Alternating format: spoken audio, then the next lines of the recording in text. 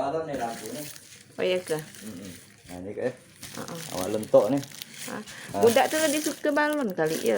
Iya mang.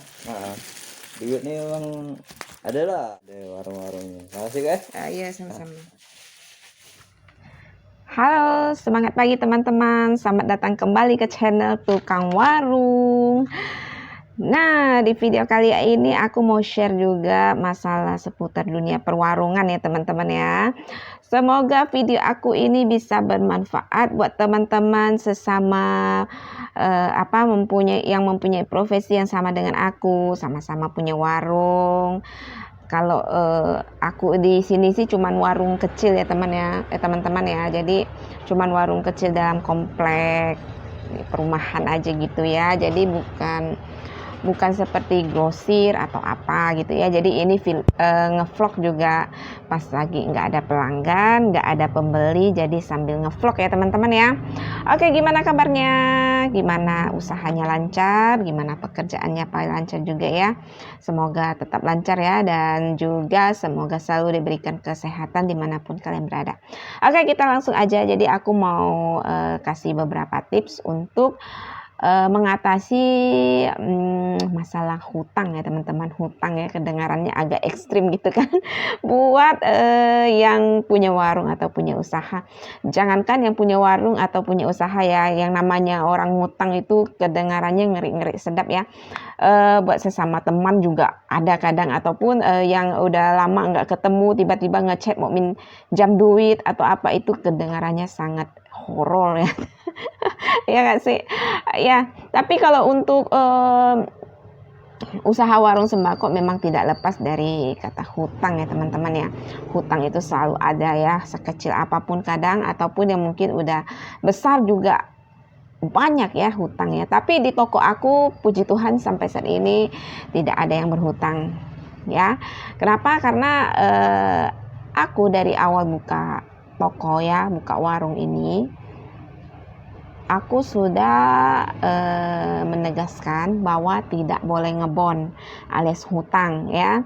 Jadi bukan berarti warung aku ini nggak pernah ya, tapi sampai saat ini belum ada masalah dengan yang tidak bayar, ataupun yang sampai maksudnya nggak bayar. Agak lama sih nagihnya tapi tetap dibayar.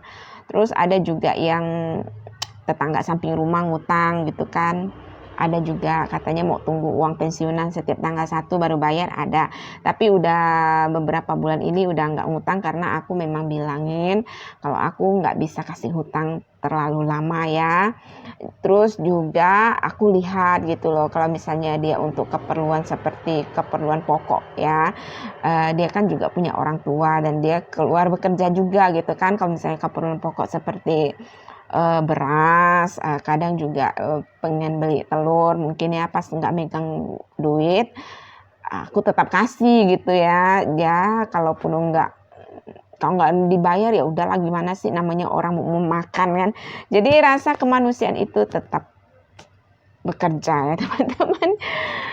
Oke, kita langsung aja ya, beberapa tips dari aku untuk mengatasi orang yang suka berhutang. Kita lanjut lagi dengan pembahasan kita ya teman-teman ya. Maaf ya agak kepotong, soalnya kan kalau namanya tukang warung ini kan, kalau ada yang datang beli kita berhentikan dulu, nanti baru kita lanjut lagi gitu ya. Nah, tips dari saya yang pertama adalah ya, teman-teman harus kenalin dulu siapa yang mau berhutang ya. Misalnya nih ada orang datang mau berhutang sama teman-teman nih yang punya warung ya.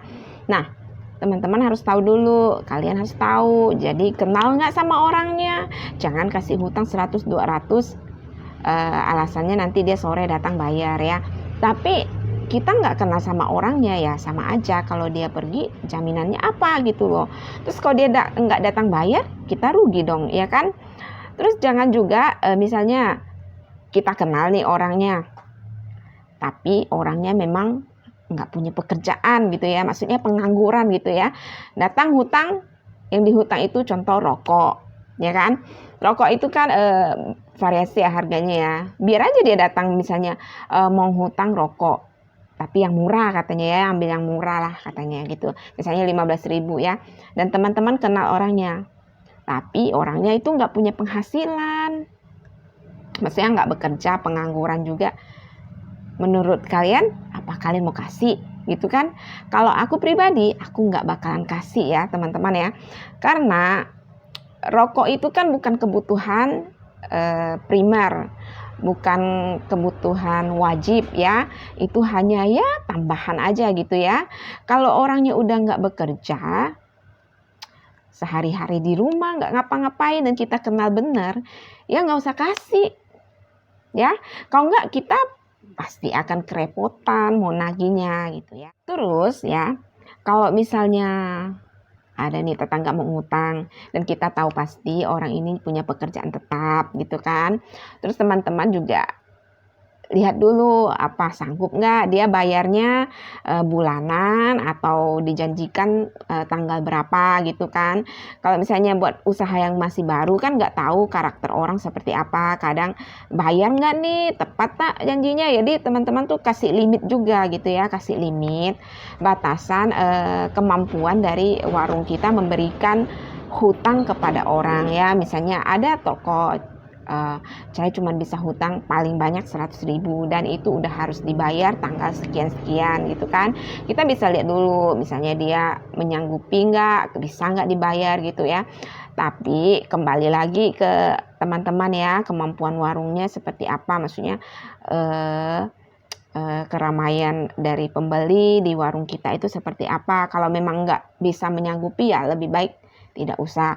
Terus kalau misalnya kasih ngebon gitu ya, kasih ngutang, balikinnya harus 2 hari lagi gitu misalnya ya. Misalnya teman-teman punya kebijakan sendiri buat warungnya, 2 hari lagi dia wajib bayar. Kalau dia nggak bayar, aku mesti samperin ke rumahnya, biarpun 10.000 tetap tagih gitu ya. Itu kan komitmen kita pada saat kita mau memulai usaha ya. Nggak apa-apa dilihat kejam ya nggak apa-apa gitu kan. Toh kita buka warung itu memang buat mencari rezeki, mencari keuntungan, ya kan? Kita usaha loh, kan? Kita juga perlu modal gitu ya. Jadi kita buka warung itu bukan untuk bersedekah ya kan? Tapi kalau sambilan ya nggak apa-apa.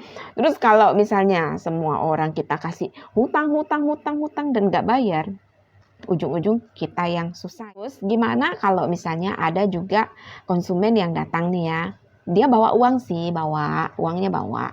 Misalnya dia bawa 20.000 ya, dia bawa 20.000, terus dia beli beras 1 kilo, dia beli minyak goreng yang mungkin yang ukuran kecil gitu ya. Terus dia beli cemilan-cemilan juga, mungkin buat anaknya atau apa, banyak ini cemilannya, tapi sekali udah diambil dan kita hitung, ternyata nominalnya itu 22.000 misalnya ya, 22.000 dan uangnya itu kan 20.000 nih. Oh ya udah, dia bilang gini, 2.000-nya ntar sore ya aku balik lagi bayar. Yakin nggak sorenya bayar? Kalau tiap hari ada 5 orang begini, 2.000 sorenya 2.000 tapi nggak bayar terus, ujung-ujung kita juga tekor ya teman-teman ya. Nah, kalau aku pribadi, aku untuk menyikapinya, aku kadang kalau misalnya dia ngutangnya lebih 2.000 gitu ya, kalau beli snack-snack gitu, ya minta maaf nih Mbak ya, kurangin ya, yang snacknya dikurangin aja supaya enggak susah juga nanti ya lupa-lupa atau gimana gitu kan. Saya kurangin dari snacknya, saya kurangin gitu kan, karena menurut aku snack itu bukan makanan yang penting gitu. Lagian kalau dia ngambil banyak-banyak ya udah kita kurangin aja sebanyak kekurangan uang dia yang 2.000 itu gitu loh. Kalau teman-teman mau ikuti tips ini boleh, tapi kalau misalnya kelihatan enggak deh, ya udah nggak apa-apa ya. Tapi itu yang aku lakukan di warung aku ya, supaya karena aku nggak mau pusing ke depannya, aku mesti nagih, ingat 2.000 iya kalau ingat, kalau enggak kan cuma. Nah, jadi seperti itu ya teman-teman. Nah, itulah beberapa tips dari aku. Semoga bisa bermanfaat buat teman-teman yang lagi buka warung. Jadi intinya ya, kalau kita dari awal mau buka usaha, mau buka warung ya, sebaiknya jangan memberikan hutang ya. Mungkin ada tempelan-tempelan, oh itu tidak terlalu ngaruh. Tapi kalau baru mulai buka, teman-teman ya udah taruh aja itu tempelan di situ, nggak apa-apa. Tempelan kalau kita nggak ngasih ngebon, setidaknya ngaruh juga sih ya buat yang baru masuk gitu kan. Oh, nggak boleh ngebon nih, jadi kan nggak enak aja gitu kan. Nggak enak juga dia, gimana mau ngebon, udah ada tulisannya nggak boleh ngebon, ya udah nggak ngebon. Orang mau ngebon pun juga ya setidaknya mikir lah ya, oke kan ya. Aku juga kadang sih ada sih memberikan hutang kepada orang gitu kan.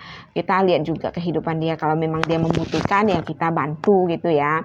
Tapi ya kita lihat lagi, maksudnya ke ekonomi keluarganya seperti apa. Itu kan buat yang kita kenal-kenal aja lah gitu ya. Kalau nggak kenal ya jangan ya. Oke, sampai di sini dulu video aku. Semoga bermanfaat buat teman-teman semuanya. Sampai jumpa lagi di video aku selanjutnya. Dadah.